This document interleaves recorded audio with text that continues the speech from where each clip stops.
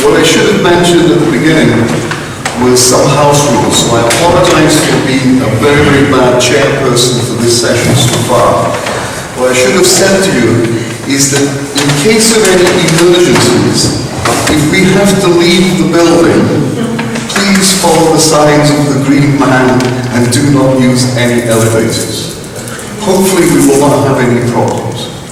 Secondly, everything that's spoken in this meeting is confidential, it's all amongst us, but because it's going out on the web anyway, please ignore what I just said. Okay? So whatever you say is going to be used in evidence against you sometime. So, moving on. Jerome mentioned depth of focus. The funny thing is, with Goldstrand's original works on the optics of the eye, there was hardly any mention of depth of focus. And also, from the first speaker and from the second speaker, I've suddenly realized we've not had much involvement from scientists who predominantly spoke English in the 19th and 20th century. We've had Swedish, we've had Norwegian, French and Swiss. Now it's some time to mention the contribution of the English. And if we look at this first picture here, and this second one, this is George B. Airy. Is that name familiar to you? No? It will be in a moment. And here is a picture of a guy who became Lord Raleigh. Is the name familiar to you? No? It soon will be. Goldstrand, he put together his model eye, which we've got two simple representations of here. The simple model and the more complex model number 2. What George Airy and Raleigh did was what they used was diffraction theory. And what they showed was if you have an eyeball which creates a spot image at the retina, a spot, it is not a perfect spot, a perfect dot. The optical theory of diffraction shows that the light distribution of a dot, a spot at the retina, will have not a Gaussian distribution, but little bumps, rises, a big peak, and then other troughs and rises. These were due to diffraction theory. And the only way for the eye as an optical instrument to decide when one spot becomes two spots, when a spot becomes so big that it's no longer regarded as one spot but two. The two spots have to be separated by a set distance according to diffraction theory. And Lord Raleigh showed that you, as a person, will see one spot becoming two when your retinal image is such that the distribution of light overlapping the two spots hits a certain critical point. That was the Raleigh criterion. It tells you that you are not looking at one spot but two. Now, going on from that, there are certain things which the scientists from the 19th and early 20th century said were actually true, and there are certain things that they said which were not completely true. There is no 100% true and 100% false, but there are overlaps. And this is important because, according to Goldstrand's model eye,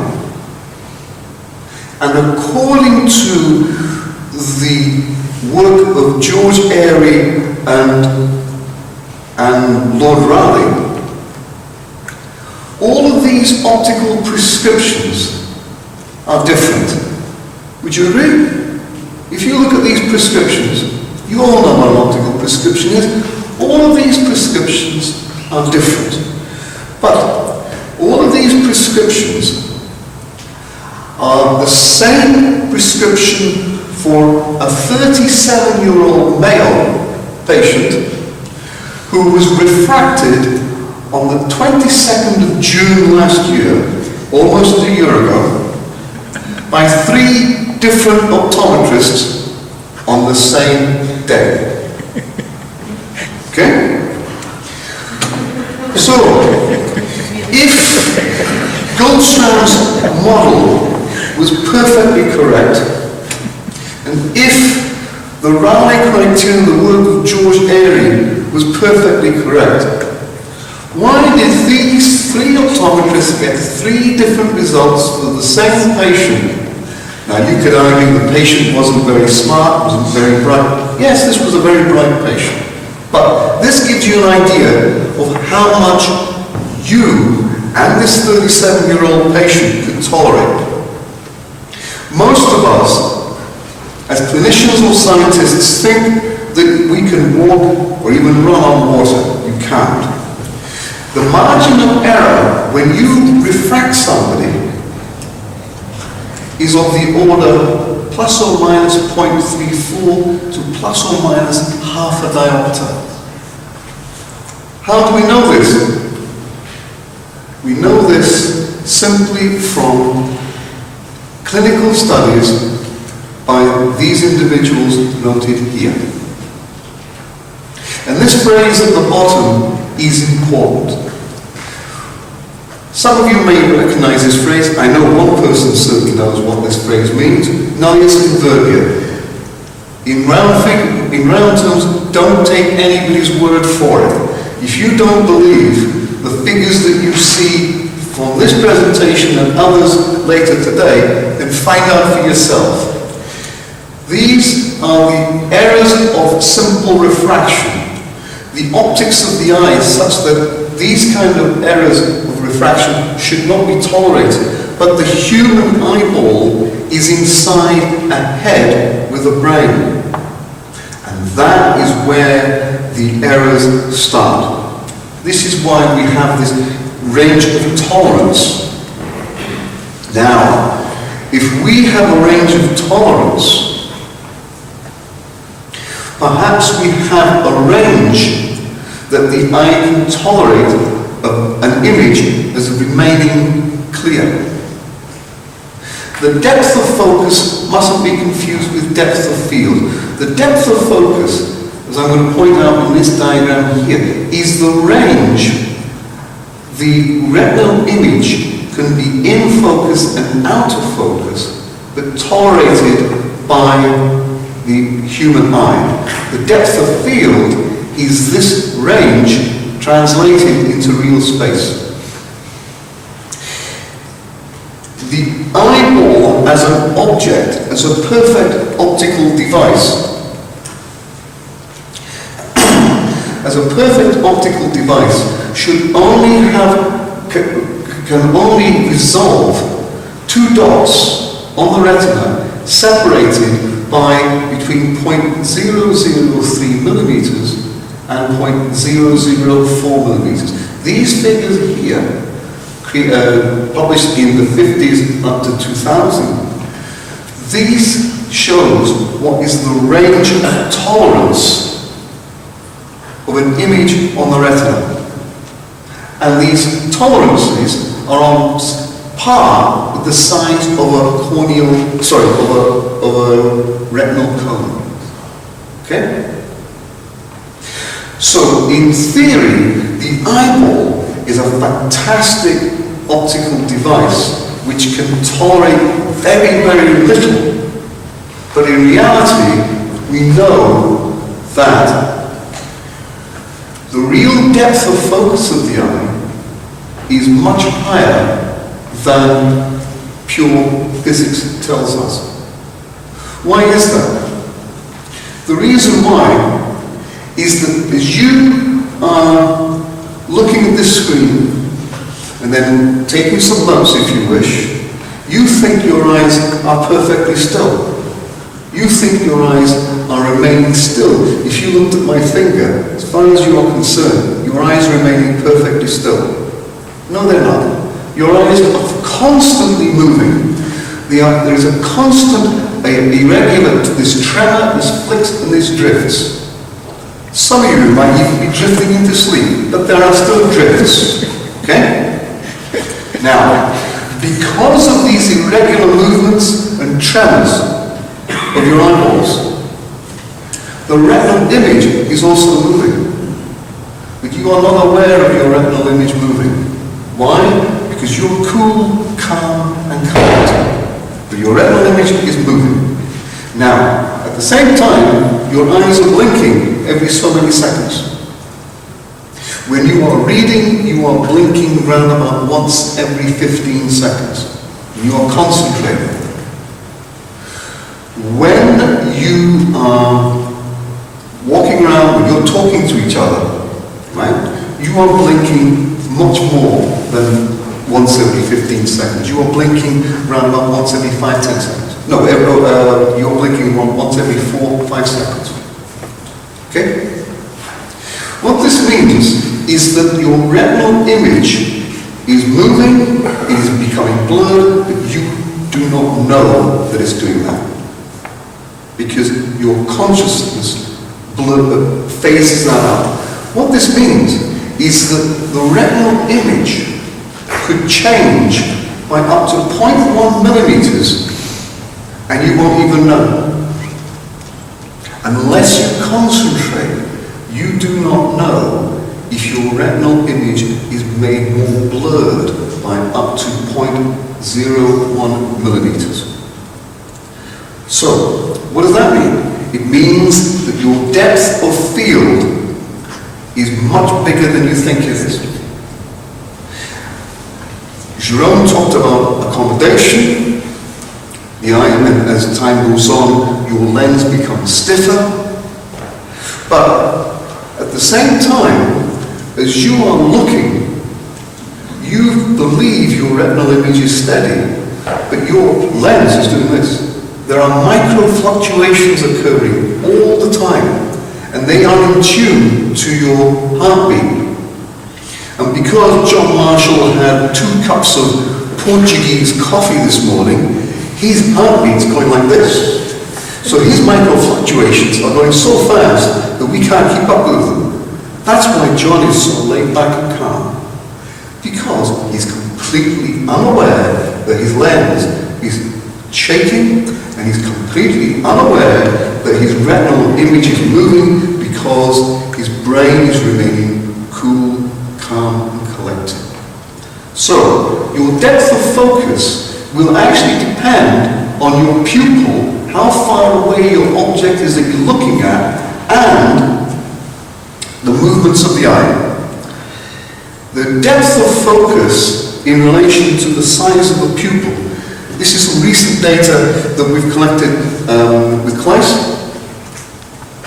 If we measure your depth of focus, your depth of field, when you're looking into the distance, as your pupil becomes smaller, your measured depth of field at a normal pupil size of 4 millimeters is around about 1 to 1.5 diopters. In other words, you can tolerate quite comfortably an object from infinity brought up to almost a meter away from you, and you will still accept it as being relatively clear. As your pupil becomes smaller, your depth of field will increase. So you can have, if you're lucky, up to 4 diopters of depth of field if your pupil was made 2 millimeters smaller. What this slide shows is that if we artificially make your pupil smaller, the change in your depth of field is directly linked, correlated with the change in the size of your pupil. So what we can do is remain very, very calm and collected. Very calm and collected. Your natural crystalline lenses become stiff, but if you remain calm and collected, you can unstiffen yourself very easily. Now this is the way you should relax. You remain calm and collected. But you can also do this in Northern Europe. It's very easy to do in Northern Europe using other types of stimulants. Clear point I'm trying to make is that because we can tolerate a range and depth of focus, we can now go beyond Goldstrand's model line. And I did this with John Marshall years ago. We produced an aspheric model line where each surface within the eye had was aspheric, and it included what's called gradient index optics.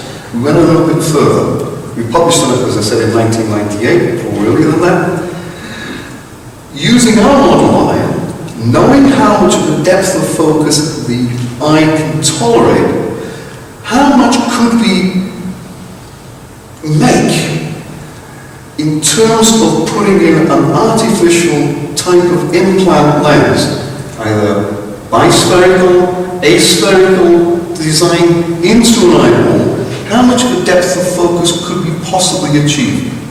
Well, this slide summarizes our calculations where it's possible using a multifocal aspheric implant lens or an add-on implant, which is a dual optic system. We could create depth of focus increases by up to between 1.5 and 2 diopters. That isn't bad if we accept that the eye and the brain can be fooled into accepting an implant lens which will improve the depth of focus, which is what I showed you earlier. So, how can we improve the depth of focus? Not too difficult, as long as we are careful in the way we select patients. Patients with small pupils, a bilateral system like an add-on, and optimize the aspherics, we have a good chance of increasing the depth of field for this eye after surgery compared to before.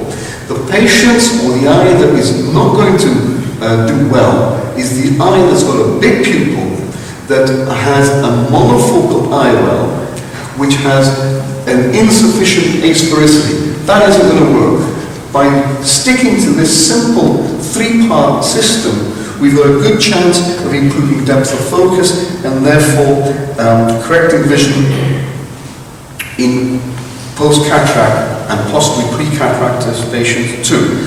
So, I think I've given you a slightly different perspective of how to look at this problem in a slightly different way by controlling depth of focus. And are we going to manage to achieve this? Well, yes, because what we are doing now is something which I must thank AWA for, because AWA allowed me, Klaes, and Matt Doran to look at the forbidden books. The forbidden books are the goal that we want to achieve. That is a way of correcting the age-old problem of presbyopia, because human population is aging, our life expectancy is higher, and we are now tapping into things in terms of science and research which were one time regarded as taboo, just like the forbidden books. Thank you very much for your attention.